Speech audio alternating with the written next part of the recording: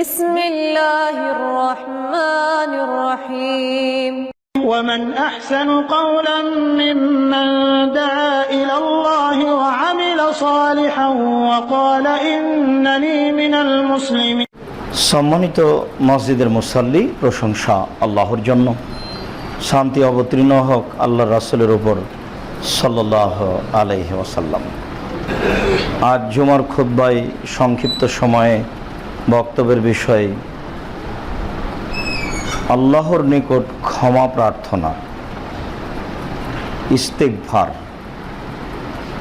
ক্ষমা প্রার্থনা সম্পর্কে এক গুরুত্বপূর্ণ সংক্ষিপ্ত বিবরণের চেষ্টা করব ইনশাআল্লাহুল আজিজ।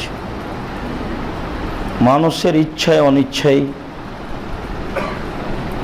মানুষের ক্ষমা চাওয়া না চাওয়ার মধ্য দিয়ে রমজান পার হয়ে গেল। রমজান মূল্যায়ন করা না করা মানুষের অনুভূতির ব্যাপার, যদিচ অনুভব করা বিষয়টি মানুষেরই কাজ, পশু প্রাণীর নয়। রমজান কেমন মাস, কতটুকু দয়ার মাস, মানুষ ইচ্ছা করলে কতদূর কি করতে পারে, এটা একমাত্র মানুষই বুঝতে পারে, ভাবতে পারে। আল্লাহ তাআলা বলছেন, আমি কোরআন মাজিদ পাহাড়ের উপরে আকাশের সামনে পেশ করেছিলাম, তোমরাই এর বিধান মানো। তো পাহাড়, আকাশ, জমিন তা নাকচ করল, বলল না, এটা আমরা পারবো না। ফাহামালাহাল ইনসান, মানুষ বলল আমরা পারবো, মানুষ তা বহন করতে চাইল। তখন আল্লাহ তাআলা বললেন, ইন্নাহু কানা যালুমান জাহুলা, মানুষ বড় জাহেল, মানুষ বড় জালেম। বাহ্যিকভাবে মনে হচ্ছে যে স্বীকৃতি জানিয়ে ভুল করেছি। জড়বস্তু যেমন কোরআন মাজিদের বিধান মানা বিষয়টিকে নাকচ করল, আমরা কি নাকচ করলে আল্লাহ কি বলতেন এইটা, না অন্য কিছু বলতেন? বহন করতে পারবো বললেই আল্লাহ কেন বললেন মানুষ বড় জাহেল, মানুষ বড় জালেম?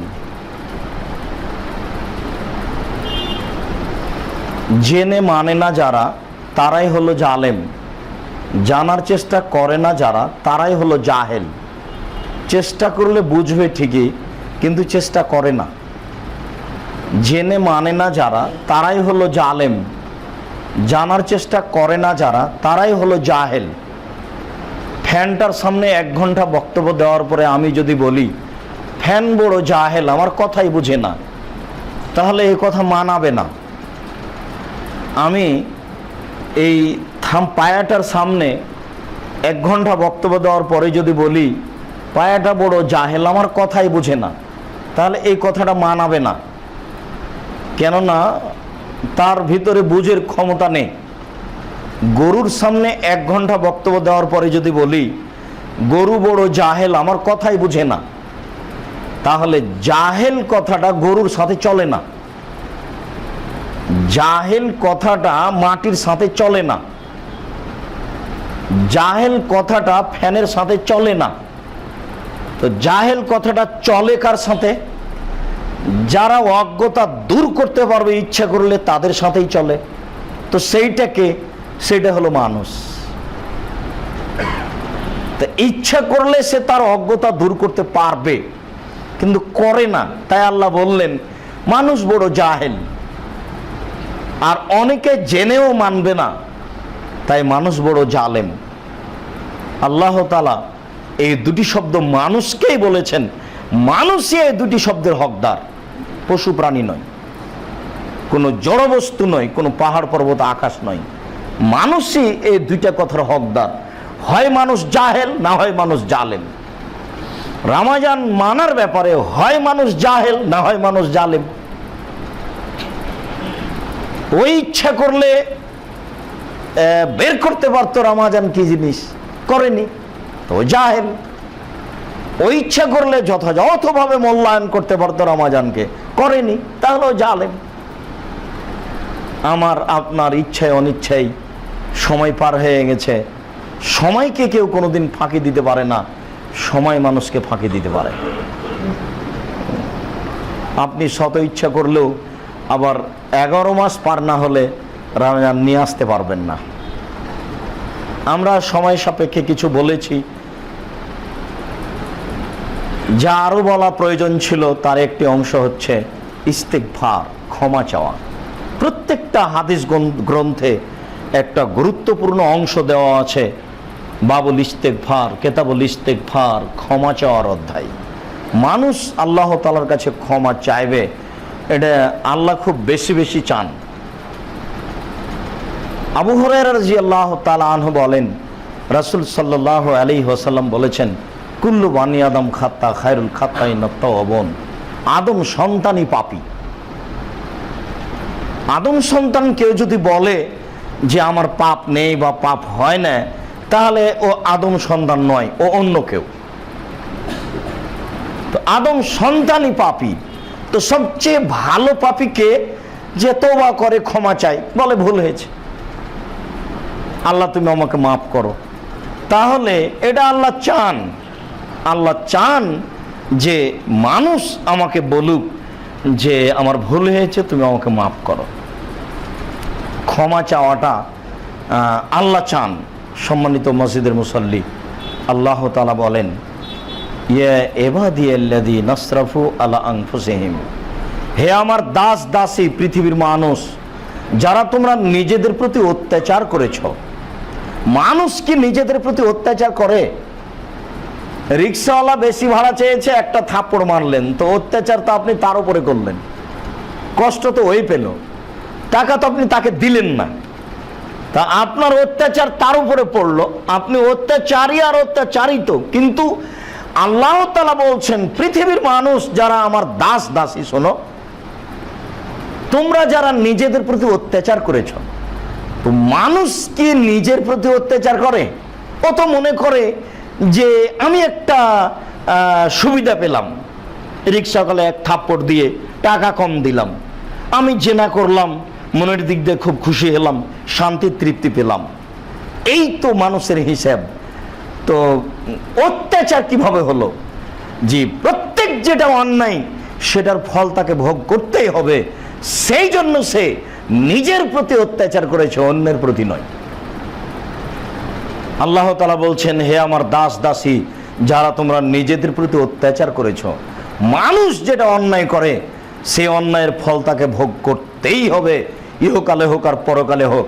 তাই সে নিজের প্রতি অত্যাচার করে, অন্যের প্রতি নয়।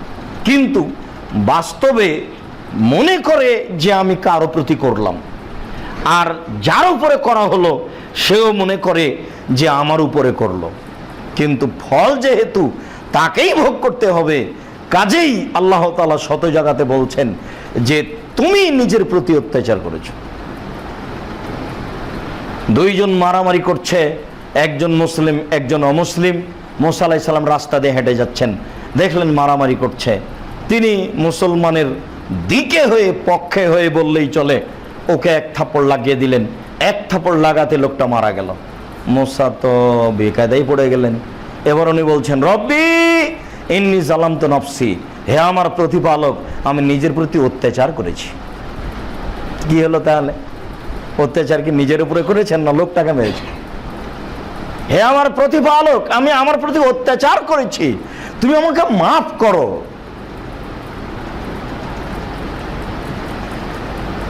আদম আর হাওয়া দুইজন পাশাপাশি জান্নাতে। খালি আল্লাহ বললেন যে ওই গাছের নিকটে যায় না, খাওয়া খাই পরে, গাছের ফল খায় না, নিকটে যায় না। কথা শেষ হতে না হতেই ইবলিস এসে বলছে, আমি খুব সুন্দর উত্তম উপদেশদাতা, আমার কথা শোনেন। দেখেন, আসলে আল্লাহ আপনাকে এখানে রাখবেন না, এইগুলো এই জন্য বলছেন, খেতে দিবেন না। আমি উত্তম উপদেশদাতা, আমার কথা শোনেন, ফল খান। তারপরে হারিয়ে যায়। আদম হাওয়া দুইজন স্বামী স্ত্রী, আর তো কেউ নাই। বলা বলি করে, ব্যাপারটা কি, কি করা যায়? একটু পরে আবার এসে বলে যে আমি উত্তম উপদেশদাতা, আসে যায় আসে যায়। এটা শয়তানের কাজ। আল্লাহ যে তাকে কত পাওয়ার দিয়েছেন বেহিসাব, আবার কিয়ামত পর্যন্ত। বলার এক ফাঁকে খেয়ে ফেলেছেন। তো এখন আল্লাহ বলছেন না, আমি তো না করলাম, তুমি খেলে যে। তখন দুজনই বলছেন রব্বানা জালামনা আনফুসানা, হে আমাদের প্রতিপালক, আমরা নিজেদের প্রতি অত্যাচার করেছি।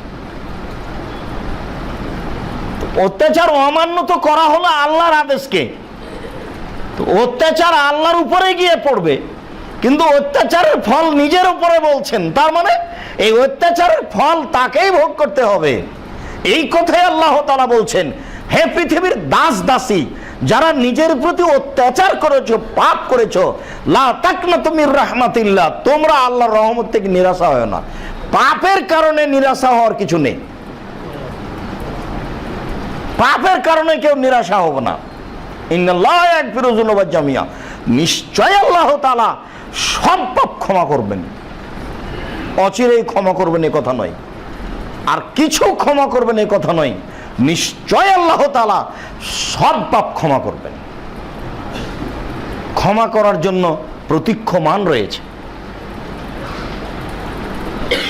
প্রতীক্ষমান তো সব সময় থাকেন, প্রতীক্ষমান বিশেষভাবে রাতেও থাকেন, সব সময় প্রতীক্ষমান। আবু হুরায়রা রাদিয়াল্লাহু তাআলা আনহু বলেন, রাসূল সাল্লাল্লাহু আলাইহি ওয়াসাল্লাম বলেছেন, ইন্নাল্লাহ তাআলা ইয়াবসুতু ইয়াদাহু বিল-লাইলি লিকাই ইয়াতুবা মুসিউন নাহার, আল্লাহ তাআলা দিনে হাতকে প্রশস্ত করেন, দিনে হাত প্রশস্ত করে বলেন যে যারা রাতে হাতকে প্রশস্ত করেন, আর বলেন যে যারা দিনে পাপ করেছো তারা আমাকে বলো, বলো আমাকে বলো যে আমার ভুল হয়েছে, মাফ করো। গতিটা এইরকম। নিশ্চয় আল্লাহ তাআলা রাতে তার হাতকে প্রশস্ত করেন, লেতু বা মুসিউন নাহার, যাতে করে দিনের পাপীরা ক্ষমা নিতে পারে। তাহলে সারা রাত তিনি তার গতিতে হাত প্রশস্ত করে বলছেন, আমাকে বলো, ক্ষমা চাও, আমাকে বলো, একটু ক্ষমা চাও। ওয়া ইয়াবসুতু ইয়াদাহু বিন-নাহারি লিয়াতুবা মুসিউল লাইলি, আবার তিনি রাতে হাত প্রশস্ত করেন আর বলেন যারা তোমরা দিনে পাপ করেছো তারা আমাকে একটু বলো, বলো আস্তাগফিরুল্লাহ ওয়া আতুবু ইলাইহি, আল্লাহ তোমার কাছে ক্ষমা চাচ্ছি, তোমার কাছে ফিরে যেতে চাই, বলো একটু। এইভাবে তিনি হাত প্রশস্ত করে বলেন। তাহলে রাতে দিনে মানে সব সময়, দিন রাত মানে সব সময় তিনি হাত প্রশস্ত করে ইশারা ইঙ্গিত করে বলছেন যে তোমরা আমাকে বলো যে আমার ভুল হয়েছে, আস্তাগফিরুল্লাহ ওয়া আতুবু। আবু হুরায়রা রাদিয়াল্লাহু তাআলা আনহু বলেন, রাসূল সাল্লাল্লাহু আলাইহি ওয়াসাল্লাম বলেছেন, ইন্নাল্লাহ তাআলা ইয়ানজিলু ইলা সামাই দুনিয়া হিনা ইয়াবকা সুলুসুল লাইলিল আখিরা, যখন রাতের 3 ভাগের 2 ভাগ পার হয়ে যায়, 1 ভাগ বাকি থাকে, তখন আল্লাহ তাআলা সপ্তম আকাশ থেকে প্রথম আকাশে নেমে আসেন। তাহলে এটা বিশেষভাবে বলবেন এই জন্য। এমনিতে 24 ঘন্টায় হাত প্রশস্ত করে আদম সন্তানকে বলছেন যে তোমরা ক্ষমা চাও। আদম সন্তান বড় অবুঝ, তারা বড় জাহেল, তারা বড় জালেম, ধর্মের এইসব কথা তারা মূল্যায়ন করে না, মূল্যায়ন করার প্রয়োজনও মনে করে না, এমনি পশু প্রাণীর মতো দিন কাটছে। পরিস্থিতি আরো জটিল হবে, দিন যত যাবে তত মানুষ মানবতা ভুলে যাবে, আল্লাহকে চিনা জানা, আল্লাহর কাছে ক্ষমা চাওয়া মানুষ ভুলে যাবে। মানুষ আল্লাহকে যত জানবে তত বেশি ক্ষমা চাইবে, যত বেশি জানবে না তত কম ক্ষমা চাইবে, ক্ষমাই চাইবে না। তার পাপটাই হবে সফলতা, তার অন্যায় অবিচারই হবে সফলতা। সে এটাকেই ভালো মনে করবে। রাতের 3 ভাগের 2 ভাগ পার হয়ে গেলে আল্লাহ তাআলা সপ্তম আকাশ থেকে প্রথম আকাশে নেমে আসেন। নেমে এসে তিনি বলেন, মায়াদুনি ফাস্তাজিব লাহু, কে আমাকে ডাকে আমি তার ডাকে সাড়া দিব। মায়াসালুনি ফাউতিয়াহু, কে আমার কাছে কিছু চাই, যে যা চায় আমি তাকে তাই দিব। মায়াস্তাগফিরুনি ফাগফির লাহু, কে আমার কাছে ক্ষমা ভিক্ষা চাই আমি তাকে ক্ষমা করে দিব। তিনি ফজর পর্যন্ত প্রতীক্ষমান থাকেন প্রথম আকাশে এসে, আর এভাবে বলতেই থাকেন, আদম সন্তান বড় নিমুখ হারাম, ও তো উঠে সকাল 8টায়, রাত 2টা 3টায় টিভি বন্ধ করেছে, অশ্লীল কাজ বন্ধ করেছে, সে তার ইচ্ছা মতো ঘুমিয়ে আছে। সে আল্লাহকে কি মূল্যায়ন করতে পারে? আল্লাহকে মূল্যায়ন করতে হলে রাত 10টায়, 9:30টায়, 10টায়, 10:30টায় এই সময়ের মধ্যে ঘুমাতে হবে। এশার পরে জরুরি প্রয়োজন পড়াশোনা, এরকম কিছু ছাড়া এশার পরে কোনো কথা, কোনো গল্প, কোনো কিছু চলবে না। তাহলে মানুষ আল্লাহকে মূল্যায়ন করতে পারে। মানুষ তো মানুষই 24 ঘন্টা জেগে থাকতে পারে না, 24 ঘন্টা কর্ম করতে পারে না। কিছু কর্মের জন্য তার শরীরে ঘুম দিতে হবে। এটা হচ্ছে তার শরীরে শান্তি তৃপ্তি দেওয়ার পাওয়ার একটা বড় মাধ্যম। তাহলে এশার পরে তাকে ঘুমিয়ে যেতে হবে। একরাহুল কালামা বাদাল এশায়ে, একরাহুন নওমা কেবলাল এশায়ে। রাসূল সাল্লাল্লাহু আলাইহি ওয়াসাল্লাম এশার সলাতের পরে কথা বলাকে ঘৃণা করতেন, এশার সলাতের পূর্বে ঘুমিয়ে যাওয়াকে ঘৃণা করতেন। এটা তার নীতি। আর এই নীতিতে চললে মানুষ আল্লাহকে মূল্যায়ন করতে পারে। যেহেতু আল্লাহ তাআলা রাতের 3 ভাগের 2 ভাগ পার হয়ে যাওয়ার পরে প্রথম আকাশে নেমে এসে বলেন, কে আমার কাছে ক্ষমা চাই আমি তাকে ক্ষমা করে দেব, কে আমাকে ডাকে আমি তার ডাকে সাড়া দিব, কে আমার কাছে কিছু চাই, যে যা চাই তাকে আমি তা দিব। যদিচ আপনার মনে হচ্ছে যে আমি 10 বছর থেকে একই কথা বলছি, আমার কবুল হচ্ছে, এটা বুঝতে পারি না, আপনি বলতে থাকেন, নিরাশার কিছু নেই। মরার পূর্ব পর্যন্ত নিরাশা হবেন না, এটা আল্লাহ বলছে। আমি আপনি একজন সাধারণ মানুষ, রাসূল সাল্লাল্লাহু আলাইহি সাল্লামের দোয়া কবুল হতে দেরি হয়। সেদিন ভুলে গেলেন? ওই যে বলছিলাম, আবু জাহাল বলছে, এই কে আছে? মুহাম্মদ যখন সিজদায় যাবে তখন ওই পাড়াতে যে উটটা জব হয়েছে তার ভুঁড়িটা নিয়ে এসে তার মাথায় চাপিয়ে দিবে। একজন দুষ্ট বলল, আমি আছি। আচ্ছা ঠিক আছে। সিজদায় যখন গেছেন ভুঁড়িটা নিয়ে এসে চাপিয়ে দেওয়া হয়েছে। এটা বাস্তব কতটুকু অপমান আপনি বলেন তো দেখি। আপনি কি মনে করছেন মুহাম্মদ সাধারণ মানুষ? আদম আলাইহিস সালাম ইব্রাহিম আলাইহিস সালামের চেয়ে সম্মানী। যদিও তিনি নিজে বলছেন যে আমাকে ইউনূসের চেয়ে বেশি সম্মানী বলো না। আবার কোন জায়গাতে বলছেন আদম সন্তানের আমি সর্দার, বিচারের মাঠে কথা আমাকে বলার অনুমতি দেওয়া হবে। আবার এই কথাও তিনি বলেছেন জান্নাতের গেটে বড় অক্ষরে লেখা আছে আমি প্রথমে ঢুকবো। তিনি এই কথা বলেছেন আমার জন্য যে ঘরটা পার্সোনাল ঘর আছে সেই ঘরের ভিতরে একজন ফেরেশতা দাঁড়িয়ে আছে, আমি যেদিন ঢুকবো সেদিন বাহির থেকে নক করব, তখন আমাকে বলবে কে, তখন আমি বলবো মুহাম্মদ, তখন এটা খুলে দেওয়া হবে। এরকম মর্যাদা আদমের কারো নেই। আদম থেকে নিয়ে আদম সন্তানের কিয়ামত পর্যন্ত কারো হবে না। ইনি পার্সোনাল বিশেষ মানুষ। তাহলে কি আপনি আর আমি মনে করছি এটা সাধারণ মানুষ, তার মাথার উপরে ভুঁড়ি চাপিয়ে দেওয়া এটা কেমন কথা বাহ্যিকভাবে? অবশ্যই তিনি নিজেকে খুব অপমান মনে করেছিলেন। অপমান মনে না করলে এরকম আরো তাকে মানুষ শাস্তি দিয়েছে, অনেক কথা বলেছে, তিনি এত ক্ষেপে যাননি। তিনি তার মেয়ে ফাতেমাকে বলা হলো তোমার বাপের মাথার উপরে উটের ভুঁড়ি চাপানো হয়েছে। মেয়ে ছোট দৌড়িয়ে আসলেন, এসে ভুঁড়িটা সরিয়ে সামনের দিকে আগিয়ে গিয়ে তাদের যেন কিভাবে গালি দেওয়ার চেষ্টা করলেন। কি গালি তা হাদিসে উল্লেখ হয়নি, গালি দিলেন। উনি মাথা উঠিয়ে বললেন আল্লাহ, ওতবা, সায়বা, ওয়ালিদ বিন মুগীরা, আবু জাহাল এদের তুমি ধ্বংস করো। মানে নিশ্চিত তিনি অপমান হয়েছিলেন। তিনি নিজেকে খুব এটা অপছন্দ করেছিলেন এই কাজকে। আশ্চর্য, আমি সিজদায় গেছি আমার মাথার উপরে ভুঁড়ি চাপিয়ে দেবো, আল্লাহ তুমি তাদেরকে ধ্বংস করো। আল্লাহ তাকে বদ্ধ করতে নিষেধ করেছেন এক জায়গায়।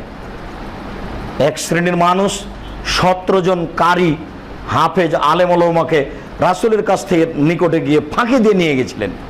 ওরা বলেছিল যে কিছু আলেম দেন আমাদের সাথে, তারা আমাদের নিকটে গিয়ে দিন প্রচার করবে।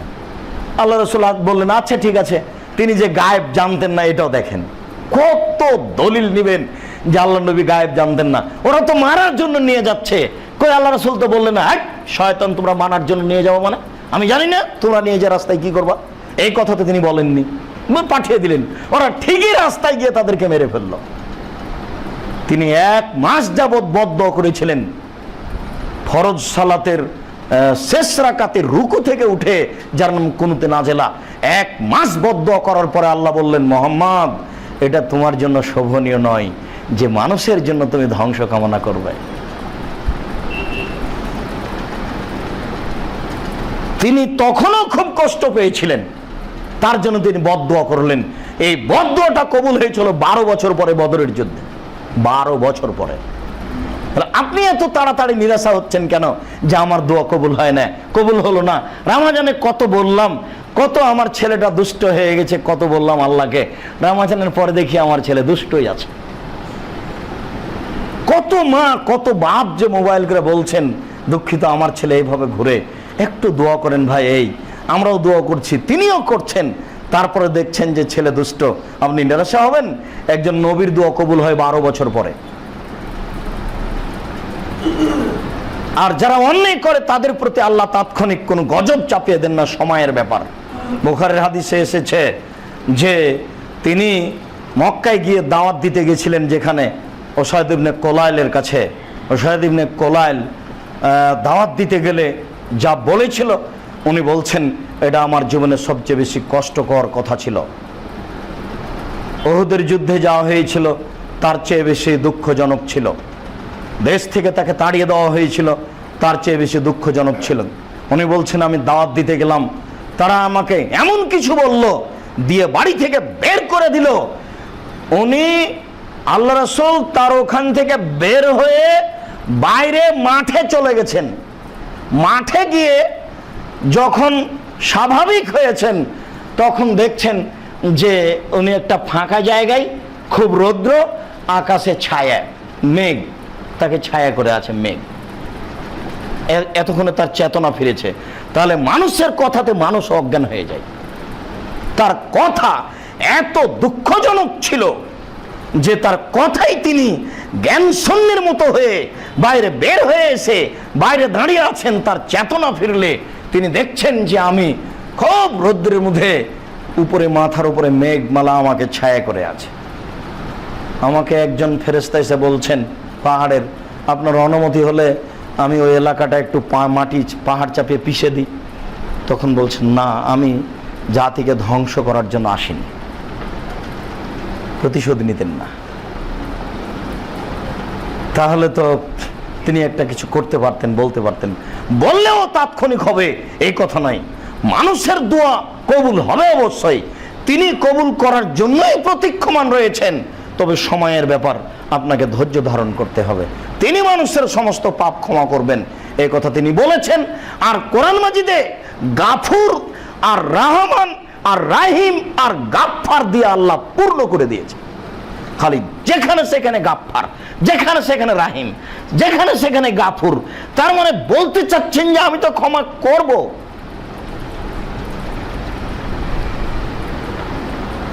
সূরা বুরুজে মুমিন মানুষগুলিকে গর্ত খুঁড়ে, গর্তে খড়ি দিয়ে তাদেরকে আগুনে ফেলে দিয়ে আগুন জ্বালিয়ে দিল। এরপরে তারা অহম কউদুন, তারা চতুর্দিকে বসে, স্থানে বসে অট্টহাসি দিচ্ছিল যে আল্লাহকে বিশ্বাস করো, কেমন লাগে, কেমন শাস্তি দিচ্ছি দেখো। এখন ওরা আগুনে জ্বলছে আল্লাহকে বিশ্বাস করে, আর এরা চতুর্দিকে বসে অট্টহাসি দিচ্ছে। এই লোকগুলির ব্যাপারে আল্লাহ তাআলা বলছেন ইন্নাল্লাযীনা আমানু ওয়া আমিলুস সালিহাত লাহুম জান্নাতুন তাজরি মিন তাহতিহাল আনহার যালিকাল ফাওজুল কাবীর। নিশ্চয় যারা ঈমান আনবে, তওবা করবে, ক্ষমা চাইবে, তাদের জন্য রয়েছে ফওজুল কাবীর, বিশাল সফলতা। মানুষ যদি, আল্লাহ যদি মানুষের মতো বৈশিষ্ট্য নিজের কাছে রাখতেন, তাহলে কোনো দিন এত বড় অত্যাচারী বদ মানুষগুলিকে ক্ষমা করতেন না। এই মানুষগুলিকে এভাবে জ্বালিয়ে দেওয়ার পরে আল্লাহ বলছেন ওরা যদি আমাকে বলে যে আমার ভুল হয়েছে, আমি ক্ষমা করে দেব। সম্মানিত মসজিদের মুসল্লি, আবু হুরায়রা রাদিয়াল্লাহু তাআলা আনহু বলেন রাসূল সাল্লাল্লাহু আলাইহি ওয়াসাল্লাম বলেছেন আল্লাহি লা আস্তাগফিরুল্লাহ ওয়া আতুবু ইলাইহি ফিল ইয়াউমি আকসারা মিন 70 মাররা। আল্লাহর কসম, নিশ্চয় আমি মুহাম্মদ সাল্লাল্লাহু আলাইহি সাল্লাম একদিনে 70 বারের বেশি বলি আস্তাগফিরুল্লাহ ওয়া আতুবু ইলাইহি। আবু হুরায়রা রাদিয়াল্লাহু তাআলা আনহু বলেন, রাসূল সাল্লাল্লাহু আলাইহি ওয়াসাল্লাম বলেছেন, ইন্নী লা আস্তাগফিরুল্লাহ ফিল ইয়াউমি মিয়া মাররা, আমি একদিনে প্রায় 100 বার বলি আস্তাগফিরুল্লাহ। আবু হুরায়রা রাদিয়াল্লাহু তাআলা আনহু বলেন, রাসূল সাল্লাল্লাহু আলাইহি ওয়াসাল্লাম বলেছেন, ইয়া আইয়ুহান নাস, হে মানুষ, ইস্তাগফিরুল্লাহ, তোমরা আল্লাহর কাছে ক্ষমা চাও, অতুবু ইলাইহি, তোমরা আল্লাহর কাছে তওবা করো। আমি নিজে এইভাবে আল্লাহকে বলি, তাহলে তার সাধারণত একদিনে প্রায় 100 বার হতো আস্তাগফিরুল্লাহ ওয়া আতুবু ইলাইহি। কোন বৈঠকে বসলেও আস্তাগফিরুল্লাহ ওয়া আতুবু ইলাইহি বলতেন। আস্তাগফিরুল্লাহ ওয়া আতুবু ইলাইহি এই বাক্যটা আপনার জীবনের সাথে ওতপ্রোতভাবে লেগে যেতে হবে।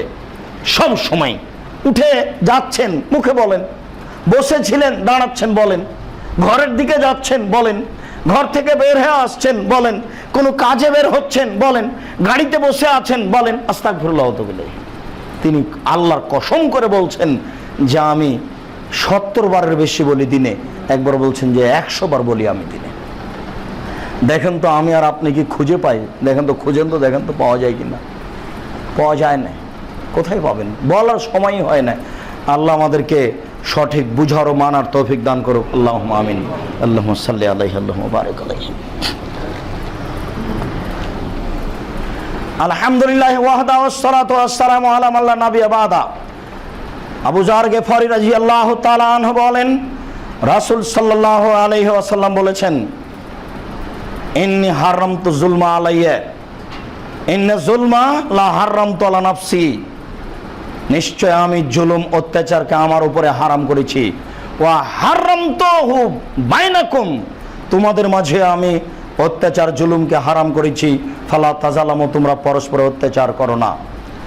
ইয়া ইবাদি ইন্নাকুম যাল্লুন, হে আমার দাস দাসী, নিশ্চয় তোমরা পথভ্রষ্ট ছিলে।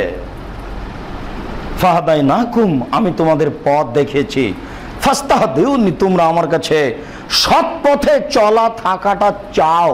আহাদিকুম, আমি তোমাদেরকে সৎ পথে রাখবো, সবসময় আমার কাছে চাও। ইবাদি ইন্নাকুম জায়ুন, হে আমার দাস দাসী, তোমরা ক্ষুধার্ত ছিলে। ফাতআমতুকুম, আমি তোমাদেরকে খাদ্য দিয়েছি। ফাস্তাত এমনি, তোমরা আমার কাছে খেতে চাও। আতআমুকুম, আমি তোমাদেরকে খাওয়াবো। যেভাবে সঠিক পথে চলতে চাও আমি চালাবো, সেইভাবে আমার কাছে খেতে চাও আমি তোমাদের খেতে দিব। ইবাদি, হে আমার দাস দাসী, ইন্নাকুম আরুন, নিশ্চয় তোমরা নগ্ন ছিলে, তোমাদের পরনে কাপড় ছিল না, আমি তোমাদের কাপড় পরিধানের ব্যবস্থা করে দিয়েছি। ফাস্তাকসুনি, তোমরা আমার কাছে কাপড় পরতে চাও। আকসুকুম, আমি নিশ্চয়ই তোমাদেরকে কাপড় পরাবো, এটা আমার কাজ। ইবাদি ইন্নাকুম তুখতিউনা বিল লাইলি ওয়ান নাহারে, হে আদম সন্তান, তোমরা দিন রাত পাপ করো, তোমাদের কাজ হচ্ছে পাপ করা। হে আদম সন্তান, তোমরা দিন রাত পাপ করো। ফাস্তাগফিরুনি, তোমরা আমার কাছে ক্ষমা চাও। আগফির লাকুম, আমি তোমাদেরকে ক্ষমা করব। তোমাদের কাজ হচ্ছে দিন রাত পাপ করে ফেলা, করার সাথে সাথে তোমরা আমাকে বলো আমি ক্ষমার জন্য প্রতীক্ষমান রয়েছি, তোমরাকে আমি ক্ষমা করব। এ কথা আল্লাহ তাআলা বলছেন। মুসলিম। আনাস রাদিয়াল্লাহু তাআলা আনহু বলেন, রাসূল সাল্লাল্লাহু আলাইহি ওয়াসাল্লাম বলেছেন, লাল্লাহু আশাদ্দু ফারহান মিন তাওবাতি আবদিহি হিনা ইয়াতুবু ইলাইহি, নিশ্চয় আল্লাহ তাআলা মানুষ যখন ক্ষমা চায় তখন ওই মানুষের উপরে আল্লাহ খুশি হয়ে যান ওই লোকের চেয়ে। কোন লোক? একটা লোক ছিল এক ফাঁকা মাঠে, আর যে ফালাতিন, একটা বড় ফাঁকা মাঠে একটা লোক ছিল। ফানফালাতাত মিনহু, তারপর তার বাহনটা তার থেকে চলে যায় হঠাৎ করে। ওয়া আলাইহা তাআমুন ওয়া শারাব, আর তার উপরেই ছিল তার খাদ্য, তার উপরেই ছিল তার পানি। ফাআইসা মিনহা লোকটি তার বাহনের ব্যাপারে নিরাশা হয়ে গেল। নিরাশা হয়ে যাওয়ার পরে সে ফাআতা শাজারাতান, একটা গাছের নিকটে আসলো। ফারাকাদা ফি জিল্লিহা, সে গাছের ছায়ার নিচে শুয়ে গেল। শুয়ে গিয়ে ভাবছে, যেহেতু আমি বাহন ছাড়া বাড়ি যেতে পারবো না, কাজেই এখন আমি এই গাছের ছায়ায় শুয়ে যাচ্ছি, আমার শুয়ে যাওয়াটাই হবে মরণ, এখানে শুয়ে থেকে মরে যাব। পায়ে হেঁটে বাড়ি যাওয়ার কোনো পথ আমার কাছে নেই। ফায়েসা মিন ফালাতেহি অমিন সাওয়ারেহি অমিন ফারাসেহি, ব্যক্তি সে বাহন থেকে নিরাশা হয়ে গেছে, নিরাশা হয়ে গিয়ে সে শুয়ে গেছে। ফায়জা হওয়া জালেকা কায়েমাতুন ইনদাহু, থাকতে থাকতেই হঠাৎ করে দেখছে সে বাহনটা তার পাশে দাঁড়িয়ে আছে। ফা খাজা খেতামাহা, সে চট করে তার লাগামটা ধরে নিয়েছে। লাগামটা ধরে নিয়ে বলছে, আল্লাহুম্মা মিন শিদ্দাতিল ফারহে আল্লাহুম্মা ইন্নাকা আবদি ওয়া আনা রাব্বুক, হে আল্লাহ, আমি হচ্ছি তোমার প্রতিপালক আর তুমি হচ্ছে আমার দাস। ফাক্তা মিন শিদ্দাতিল ফারহে, সে খুশিতে বাক্য উল্টে দিয়েছে। এই লোকটা খুশিতে বাক্য উল্টে দিয়েছে। এই লোকটা যত খুশি, মানুষ যখন আল্লাহর কাছে তওবা করে আল্লাহ তার উপরে এর চেয়ে বেশি খুশি হন। ওটা ইসিম তাবজিল শব্দ আপনাকে বোঝানো কঠিন। এই লোকটার চেয়ে আল্লাহ কত বেশি খুশি হন এটা ভাষায় বোঝানো যাবে না। মুসলিম, তাহলে বলেন তো আল্লাহ রাসূল এটা কি বলতে চাইলেন আমাকে আর আপনাকে? আমি আর আপনি এই হাদিসকে কিভাবে মূল্যায়ন করব? এই লোকটা বাহন পেয়ে খুশিতে বাক্য উল্টে দিয়েছে। মানুষ খুশিতে উল্টা কথা বলে ফেলে, বুঝতে পারে না, জ্ঞান শূন্যের মতো বলে। আল্লাহর রাসূল সাল্লাল্লাহু আলাইহি ওয়াসাল্লাম বলছেন, এই লোকটা যত খুশি, কোনো মানুষ যখন আল্লাহর কাছে ক্ষমা চায় আল্লাহ তখন তার উপরে এর চেয়েও বেশি খুশি হয়ে যান। আবু সাঈদ খুদরি রাদিয়াল্লাহু তাআলা আনহু বলেন, রাসূল সাল্লাল্লাহু আলাইহি ওয়াসাল্লাম বলেছেন, কানা রাজুলুন ফি বানি ইসরাঈল, অনেক দিন আগের কথা, বানি ইসরাঈলের যুগে একজন লোক ছিল। ফাকাতালা 99 রাজুলান, সে 99 জন লোককে হত্যা করেছিল। আমরা এই হাদিস জানি, একাধিক দিন অবগত, কিন্তু মূল্যায়ন করতে পারি না। ফাতা রাহেবান, সে একজন দরবেশের কাছে আসলো। রাহেব আর হেবর দুইটা এক নয়। হেবর মানে হচ্ছে আলেম পণ্ডিত, আর রাহেব মানে হচ্ছে দরবেশ, বেশি ইবাদত করে কিন্তু আল্লাহকে চিনে না, আলেম নয়। ও এমনিতেই সুবহানাল্লাহ আলহামদুলিল্লাহ বেশি বলে, এর নাম আবেদ। একটা হলো আবেদ আর একটা হলো আলেম। আলেম মানে আমি, এ কথা নয়, আপনিও। যখন আপনি আল্লাহকে বেশি চিনেন, বেশি জানেন, তখন আপনি আলেম। তো রাহেব দরবেশের কাছে আসলো। দরবেশের কাছে এসে বলল, আল্লাহ তওবা, যেই লোকটা 99টি মানুষকে হত্যা করেছে তার কি কোনো তওবা আছে? তার ক্ষমা চাওয়ার কোনো পথঘাট আছে? ফাকাল আল্লাহ, তখন দরবেশ বলল না। তাহলে বোঝা যাচ্ছে যে দরবেশ আল্লাহর ক্ষমতাকে জানে না। 99 কেন? পাপের যদি কোনো সীমারেখা না থাকে, এর পরেও যদি মানুষ ক্ষমা চায় আল্লাহ ক্ষমা করবেন ইনশাআল্লাহ। 99টা মানুষকে হত্যা করে সে নিজে এসে ক্ষমার কথা বললো যে আমি ক্ষমা পাবো কিনা, তো দরবেশ বলল না। তার মানে দরবেশ আল্লাহকে চিনে না, ওই এমনিতে ইবাদত করে। দরবেশ চিনলে এ কথা বলতো না। যখন না বললো ফাকাত আলাহু, তখন ওকে হত্যা করলো। যখন আমার আর পথই নাই, তো আর তোমাকে রেখে কি হবে? সুম্মা কালা রাজুলুন, এরপরে অন্য লোক ফা জালা ইয়াসালো, এরপরে ও জিজ্ঞাসা করতে লাগলো এর পথ কোথায় পাওয়া যায়, বাঁচার পথ কোথায় পাওয়া যায়, ক্ষমা কিভাবে হবে, তার পথঘাট কি? ফাকাল রাজুলুন ইতে কারিয়াতান কাদা ওয়া কাদা, কোন একজন বলল তুমি অমুক গ্রামে যাও, সেখানে তোমার পথ হতে পারে, কিছু বলতে পারে। ফাদরাকাল মওত, তারপর মরণ তাকে পেয়ে গেল। যখন মরণ তাকে পেয়ে গেল, রাসূল সাল্লাল্লাহু আলাইহি সাল্লাম বলছেন, ফান্না সাদরাহু নাহওয়াহা, যখন মাটিতে পড়ে যায় তখন তার বুকটা ওই গ্রামের দিকে লোকটা ঠেলে দিয়েছে, নিজের বুকটা গ্রামের দিকে ঠেলে দিয়ে বলছে, আমি পাপ করেছি সেটা ভিন্ন কথা, আমি পাপের ক্ষমার পথ খুঁজছি। আমি বুকটা গ্রামের দিকে ঠেলে দিয়ে বলতে চাচ্ছি তোমাকে যে আমি পথ খুঁজছি, কিভাবে ক্ষমা হবে। ও আমাকে বলেছে ওই গ্রামে যাও, আমি তো ওই গ্রামে যাচ্ছিলাম, সময় তো আমার শেষ। আমি বুকটা ওই গ্রামের দিকে ঠেলে দিয়ে তোমাকে দেখাতে চাইলাম যে আমি পাপী সেটা ভিন্ন কথা, তবে আমি পাপের ক্ষমা চাচ্ছি, আমি পথঘাট খুঁজছি। ফাক্তা সামাতিল মালায়েকাতুর রাহমা ও মালায়েকাতুল আযাব, ইতিমধ্যেই লাশ পড়ে আছে, শাস্তির ফেরেশতা রহমতের ফেরেশতা এসে হইচই লাগিয়ে দিয়েছে। কেউ জাহান্নামে নিয়ে যাবে, কেউ জান্নাতে নিয়ে যাবে। তখন ফাওয়াল্লাহু তাআলা ইলা হাজিহি তাবাদি ওয়া ইলা হাজিহি তাকাররবি, ওই সময় আল্লাহ তাআলা যে গ্রামের দিকে যাচ্ছিল সে গ্রামকে বললেন তুমি আগে আসো, আর যে গ্রাম ছেড়ে যাচ্ছিলেন সেই গ্রামকে আল্লাহ বললেন যে তুমি একটু পিছে হটে যাও। তারপরে ফেরেশতাকে বললেন কি সুমা বাইনাহুমা, দুইটার মাঝে তুমি মেপে দেখো কতটুকু গেছে আর কতটুকু বাকি আছে।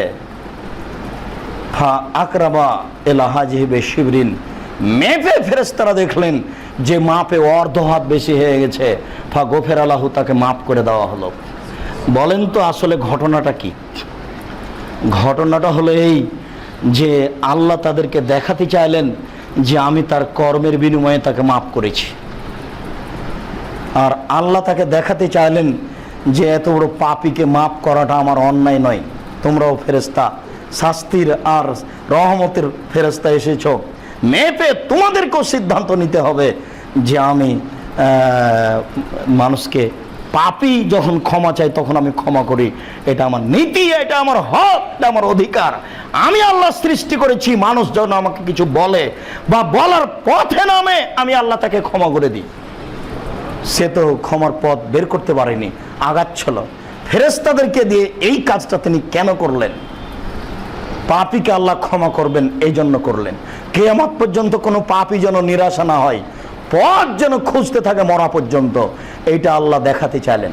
তাই মুহাম্মদ সাল্লাল্লাহু আলাইহি সাল্লাম জাতির সামনে হাজার হাজার বছর আগেকার কাহিনী পেশ করে গেলেন, মানুষ যেন কোনো সময় নিরাশা না হয়।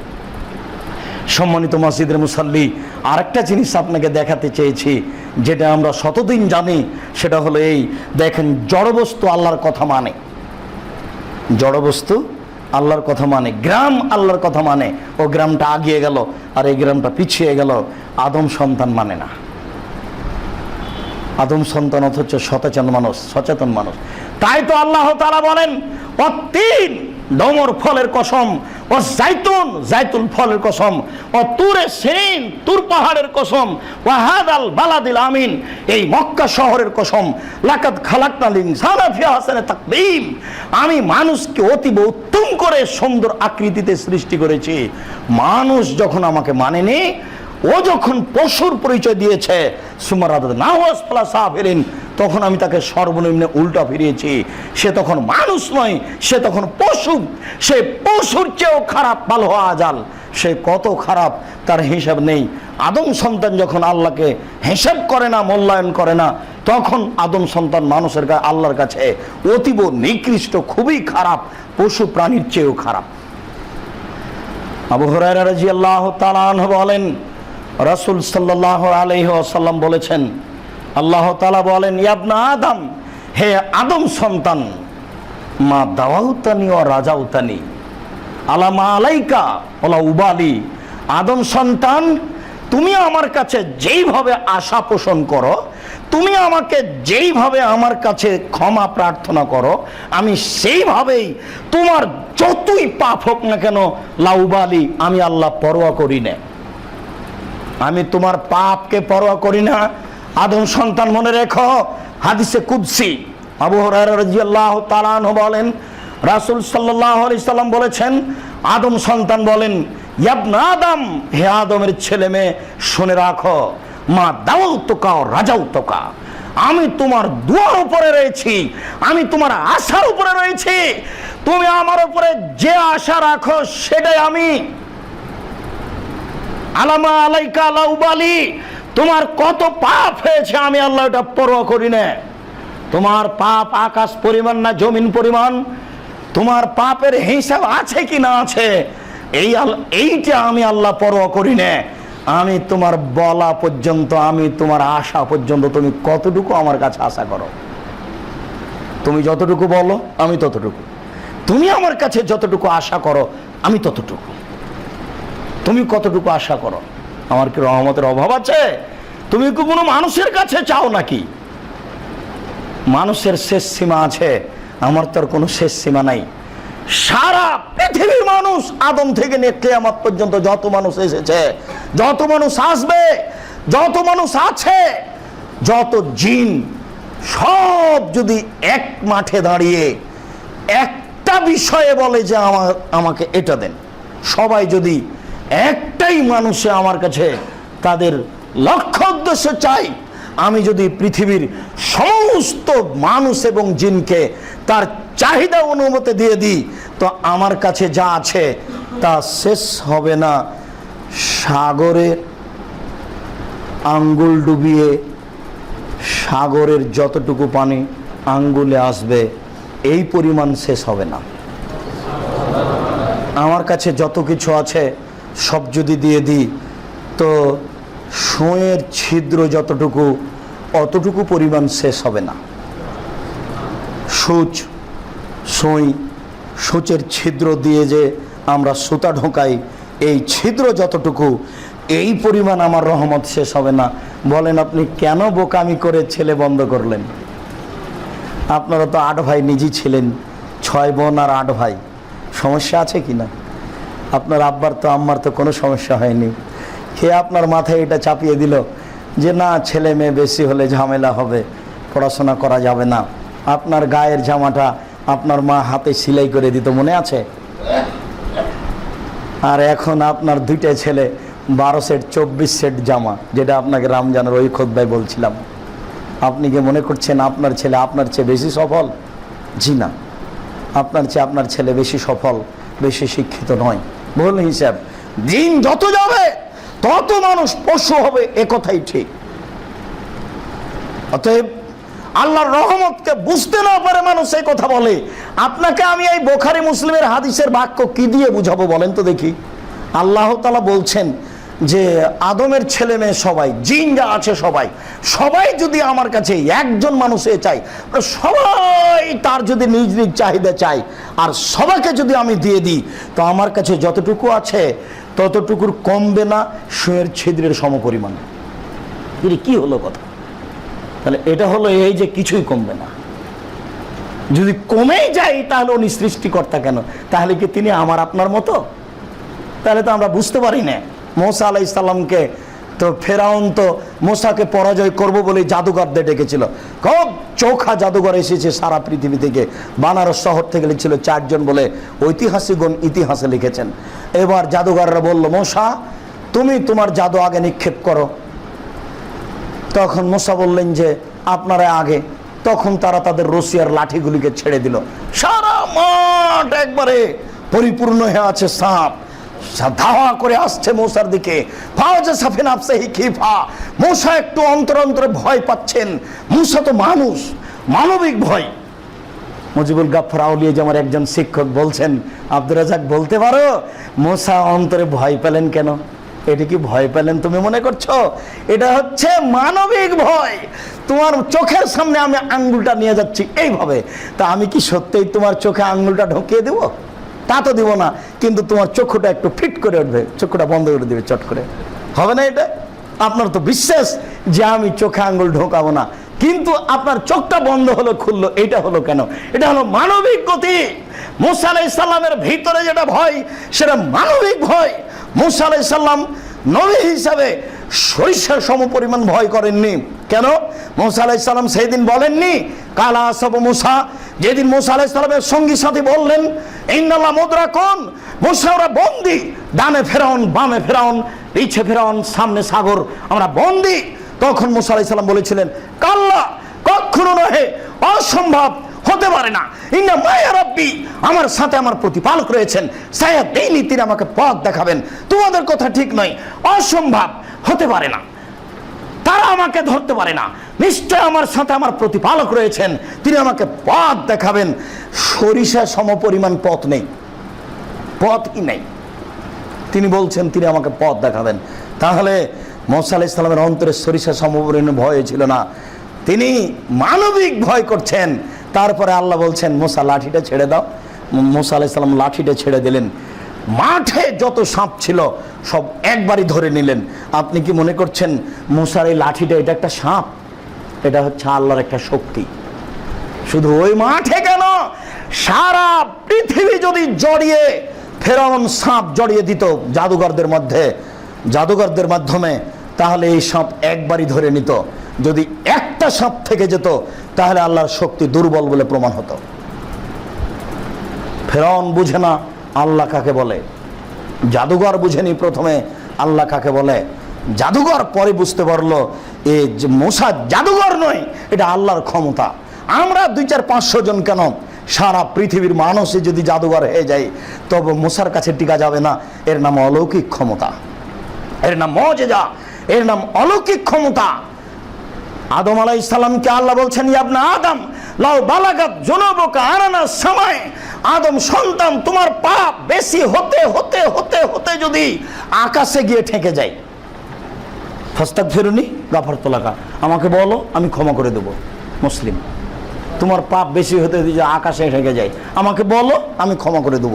তাহলে তিনি বলা চাচ্ছেন ইবনে আদম লাতাইতানি বিকরাবিলার যে খাতাইয়া সুমাল্লাহ কিতানি লা তুশরিক বিশায়া, আদম সন্তান বিচারের মাঠে যদি আসো আকাশ জমিন পাপ নিয়ে, যদি শিরকি পাপ না থাকে আমি আল্লাহ তোমাদের সব পাপ ক্ষমা করে দেব। দুঃখিত, আমরা বাংলাদেশে বসবাস করি, বাংলাদেশের মানুষ বড় অবুঝ, এর জন্মসূত্র ভিত্তি খারাপ, এর জন্মসূত্রই হচ্ছে শিরক। শিক্ষিত মানুষ জন্মদিবস পালন করে, বলেন তো ও কি মানুষ? আচ্ছা ও মানুষ না ভূত? ও কি আপনাদের খেয়ালে কি জন্মদিবস পালন করে? বলেন তো এখানে কি আছে? বোকা মহিলা যদি বলতো আল্লাহ এই জিনে ছেলেরা আমার হয়েছে, তুমি আমার ছেলেটাকে বড় করিও, উচ্চশিক্ষিত করিও, তাও না হয় একটা মানায়, তবুও নির্ধারিত দিনে বলাটাও অপরাধ। তাও নির্ধারিত দিনে বলবেন কেন? আল্লাহর রহমত কি কোনো দিনের সাথে খাস আছে? তা অবশ্যই নেই। পুরো বছরটাই শিরক, এর সবকিছুই শিরক, এর চলা শিরক, এর কথা শিরক, এর জন্ম শিরক, এর পড়াশোনা শিরক। এই শিরকের মধ্যে ডুবে আছে, একেবারে মাথার উপরে শিরক চলে গেছে, যাকে বলা হয় বিপদসীমা। এটা হচ্ছে ভারতে বাংলাদেশে জন্ম হওয়ার কারণে বেশি। এটা সবাই বিপদের মুখে, সবাই। আদম সন্তান বিচারের মাঠে যদি কোনো শিরক ছাড়া পাপ থাকে আকাশ জমিন পরিমাণ আমি ক্ষমা করে দেব। সাদ্দাদ ইবনে আওস রাদিয়াল্লাহু তাআলা আনহু বলেন রাসূল সাল্লাল্লাহু আলাইহি সাল্লাম বলেছেন সাইয়্যিদুল ইস্তিগফার মা ইয়াকুলু, ক্ষমার জগতে সর্দার যেটা আদম সন্তান বলে, তোমরা যেটা বলো ক্ষমার জগতে সর্দার, তোমরা ক্ষমা চাও এই বাক্য দিয়ে। সেটা কি? আল্লাহুম্মা আনতা রাব্বি লা ইলাহা ইল্লা আনতা, হে আল্লাহ তুমি আমার প্রতিপালক, তুমি ছাড়া কোনো মাবুদ নেই। খালাক্তানি, তুমি আমাকে সৃষ্টি করেছ। ওয়ানা আব্দকা, আমি তোমার দাস। ওয়ানা আলা আহাদেকা, আমি তোমার ওয়াদার উপরে রয়েছি। ওয়াদেকা মাস্তাতাত, আমি তোমার ওয়াদা সম্ভবপর বহাল রাখব। আবু আলাকা বে নেমাতেকা আলাইয়া, তুমি যত অনুগ্রহ করেছ, বাড়ি গাড়ি ছেলে মেয়ে স্ত্রী টাকা পয়সা, তোমার সব দয়া আমি এটা স্বীকার করছি, এটা তোমার। তার মানে যখন আপনি বললেন এটা তোমার নেয়ামত, তখন আপনার নিজ ক্ষমতা দিয়ে করেছেন, এটা কেটে গেল। এগুলো তোমার সব অনুগ্রহ। ও আবু বেদাম্বি, তারপরে বলছি আমি আমার পাপকেও স্বীকার করছি, আমি তোমার অনুগ্রহকে স্বীকার করলাম, আমি আমার পাপকেও স্বীকার করছি। ফাঁক ফেরিলি, এবার আমাকে মাফ করো। আমি কিছু সব তোমার কাছে সমর্পণ করলাম, ফাঁক ফেরিলি, তুমি আমাকে মাফ ফেরো। লায়াক ফেরুদ্দুন বা ইল্লা আনতা, তুমি ছাড়া কেউ ক্ষমা করতে পারে না, তুমি একমাত্র ক্ষমার মালিক। তোমাকে আমি এই বলে স্বীকৃতি দিচ্ছি, তুমি আমাকে মাফ করো। সকালে যদি বলেন সন্ধ্যা পর্যন্ত সময় মারা গেলে জান্নাত হবে, সন্ধ্যায় যদি বলেন সকাল পর্যন্ত সময় মারা গেলে জান্নাত হবে। বুখারী মুসলিম। আজকে সন্ধ্যা হতে হতে মুখস্থ করবেন যদি না থাকে, সকাল সন্ধ্যায় মুখস্থ করে অভ্যাসী হবেন। তিনি বলেছেন, মানুষ যদি বলে আস্তাগফিরুল্লাহাল্লাযী লা ইলাহা ইল্লা হুয়াল হাইয়ুল কাইয়ুমু বিলাইহি, তাহলে মানুষ যদি যুদ্ধের মাঠ থেকে পালিয়ে যায় তবু পাপ ক্ষমা হবে। মানে পাপ যদি অনেক বেশি হয়, কাবিরা গুনাহ হয়, এভাবে তওবা করে, তাহলে আল্লাহ তাকে ক্ষমা করে দিবেন। সম্মানিত মসজিদের মুসাল্লি, পাপের ব্যাপারে নিরাশা হবেন না। আবারও বলছি, পাপের ব্যাপারে নিরাশা হবেন না। কোনো সময় মনে করবেন না আমার ছেলেটা মনে হয় পাপ ফেল করলো আমার পাপের কারণে। কোনো সময় মনে করবেন না যে আমার স্বামী এগুলো অন্যায় করে বেড়াচ্ছে, মনে হয় আমার পরিবার গজব নাজেল হচ্ছে, এটা আপনি মনে করবেন না। নিরাশার কোনো পথই নাই, নিরাশার পথই বন্ধ।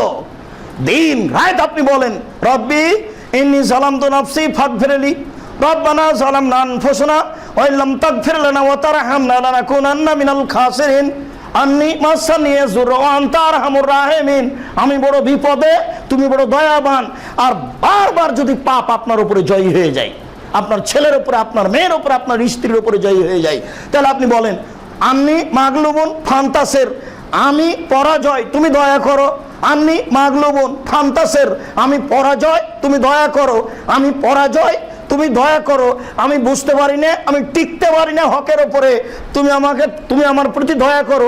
আন্নী মাগলুবুন ফান্তাসির, সব সময় বলেন রব্বিগফির ওয়ারহাম ওয়া আনতা খায়রুর রাহিমিন, তুমি মাফ করো, তুমি দয়া করো।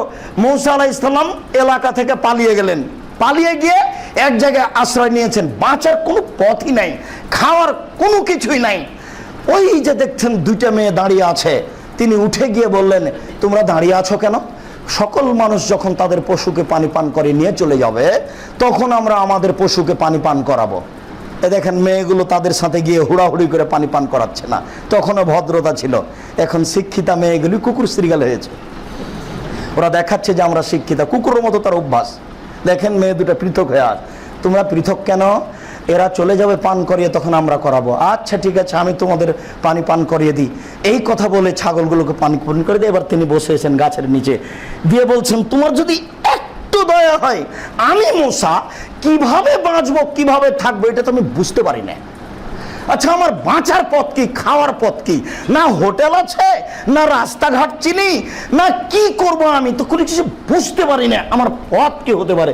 রব্বিগফির ওয়ারহাম ওয়া আনতা খায়রুর রাহিমিন, প্রতিপালক তুমি দয়া করো, তুমি ক্ষমা করো, তুমি যে বড় দয়াবান, তুমি যে বড় ক্ষমাবান। আপনাকে আমি বুঝাতে পারছি না তিনি কত বড় অসহায়, কোনো পথই নাই। একটু পরে একটা মেয়ে এসে বলছে, আমার আব্বা আপনাকে ডেকেছে, লজ্জা লজ্জা করে বলছে, আপনি আমাদের ছাগলকে পান করে দিয়েছেন, আপনাকে আমার আব্বা পারিশ্রমিক দিবে এই জন্য। তারপরে তো আপনি সবই জানছেন। দেখেন অসহায় মানুষের পথ হয়, আপনারও হবে। বলতে শেখুন আস্তাগফিরুল্লাহ ওয়া আতুবু ইলাইহি, বলতে শেখুন আস্তাগফিরুল্লাহাল্লাযী লা ইলাহা ইল্লা হুয়াল হাইয়ুল কাইয়ুম বিলাইহি, বলতে শেখুন সাইয়্যিদুল ইস্তিগফার, কোরআনের দোয়াগুলি বলুন। আর সুলাইমান আর দাউদের কথাটি বলুন। দাউদ আলাইহিস সালাম বলছেন, রব্বি আউজি'নি আন আশকুরা নি'মাতাকা আল্লাতী আন'আমতা আলাইয়া ওয়া আলা ওয়ালিদাইয়া, প্রতিপালক তুমি আমাকে একটু শক্তিশালী করো না, তুমি যে আমার উপরে, আমার বাপের উপরে যে দয়া করেছো, এর জন্য আমি শুকরিয়া আদায় করতে পারি। নবী এই কথা বলছেন, নবী। আচ্ছা আপনি যে একবারও বলতে পারেন না? নবী বলছেন যে আল্লাহ তুমি আমার উপরে, আমার বাপের উপরে যে দয়া করেছো, এটার শুকরিয়া আদায় করার একটু শক্তি দাও তো আমাকে। নবী এই কথা বলছেন, শক্তি চাচ্ছেন।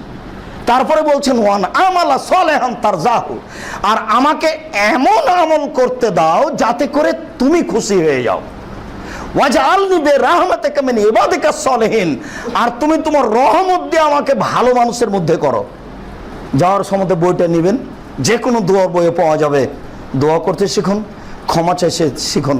আল্লাহ আমরা মানুষ, আমাদের ভুল ত্রুটি থাকতেই পারে, তুমি একটু দয়া করো, তোমার দয়া রহমতের আশাধারী, তুমি আমাদের উপরে দয়া করে তোমার নিয়ামতের শুকরিয়া আদায় করার তৌফিক দান করো, তোমার দরবারে দোয়া প্রার্থনা করার তৌফিক দান করো। আমাদের যারা মারা গেছে তুমি তাদের কবরের শাস্তি মাফ করো, আমরা যারা অসুস্থ তুমি তাদের আরোগ্য দান করো, যারা আমরা বেঁচে আছি তুমি তাদেরকে তোমার রাসূলের পদ্ধতি অনুযায়ী চলার তৌফিক দান করো। এই দাবি, এ দোয়া তোমার দরবারে রেখে আজকের জুমার খুতবা